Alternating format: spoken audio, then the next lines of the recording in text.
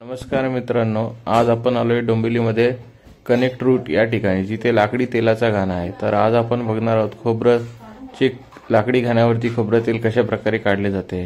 त्यासाठी आपण सर्वप्रथम घेतले खोबऱ्याच्या वाट्या, सुकलेल्या खोबऱ्याच्या वाट्या आपण लाकडी घाण्यामध्ये टाकणार आहोत। आता लाकडी घाण्यामधील या सुकलेल्या खोबऱ्याच्या वाट्या टाकल्यानंतर ह्या क्रशिंग प्रोसेसिंगला जातील। खोबऱ्याच्या तेलाने हिरड्यांना आलेली सूज सुद्धा कमी होते। तसेच आरोग्याच्या अनेक समस्यांवर उपाय म्हणून नोंदवले गेलेले आहे। दात किडणे, कोरडे घसा आणि फुटलेले पोट, याशिवाय तेल ओढण्याने दात, हिरड्या आणि जबडा मजबूत होतो। तसेच नारळाचे तेल एक प्रकारे चरबी म्हणजे सॅच्युरेटेड फॅट असते, जी कोलेस्ट्रॉलची पातळी वाढवू शकते। सर्व सॅच्युरेटेड फॅट्स प्रमाणे ते माफक प्रमाणात सेवन केले पाहिजे।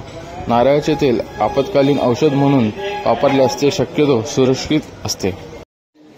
1 चमचे खोबरे तेल सुमारे 117 कॅलरीज बरोबरी असल्याने स्वतःला दिवसातून सुमारे 2 चमचे मर्यादित ठेवणे चांगले आहे। लक्षात ठेवा, यामुळे लोणी किंवा शॉर्टनिंग सारखे इतर संतृप्त चरबी स्त्रोतांची कमी जागा उरते। आता आपण पाहू शकता खोबऱ्याचे वाट्यांचे बरेच बारीक क्रश झालेला आहे।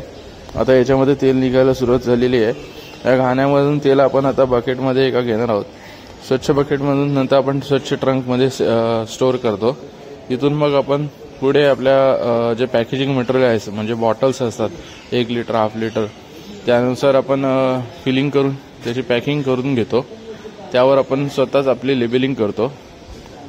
आपल्या ब्रँडचं नाव कनेक्ट रूट आहे आणि आपल्याकडे असे अनेक प्रकारचे जे खाद्यपदार्थाचे जे तेल आहेत आणि औषधी, हे सगळे आपल्याकडे उपलब्ध आहेत। आपण यासाठी आपला नंबर स्क्रीनवरती दिलेल्या नंबरवरती कॉन्टॅक्ट करू शकता। आपल्या वेबसाईटवरती